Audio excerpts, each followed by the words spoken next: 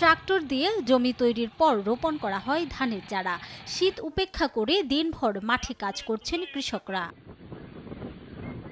সাতক্ষীরার ৭ উপজেলার প্রত্যন্ত এলাকার নিচু জমিতে ঘের দিয়ে মাছের চাষ করা হয়। নভেম্বর-ডিসেম্বরে ঘেরের মাছ উঠিয়ে সেখানে চলে বোরো ধানের চাষ। তবে শ্রমিকদের মজুরি ও সার বীজের দাম বেড়ে যাওয়ায় বিপাকে কৃষকরা। এর মধ্যে আবার শীতের কুয়াশা পড়ে ধানের চারার পাতা নষ্ট হয়ে যাচ্ছে। এতে ধানের ন্যায্য মূল্য পাওয়া এবং লোকসানের শঙ্কা করছেন কৃষকরা। সারটা যেমন ধরো কৃষকের সারের দাম তো এখন সব বেশি।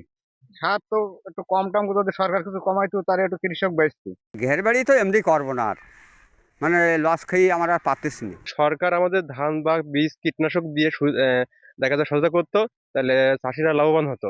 যদিও স্থানীয় কৃষি বিভাগ বলছে কুয়াশায় পাতার কোনো ক্ষতি হবে না। এবারও বোরো ধানের উৎপাদনের লক্ষ্যমাত্রা ছাড়িয়ে যাবে। প্রণোদনা দিয়েছি ৫,২০০ জন কৃষককে উঠি এবং ৬,০০০ কৃষককে হাইব্রিড বীজ।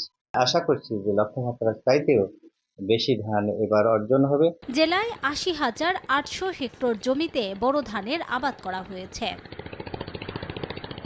সময় সংবাদ, সাতক্ষীরা।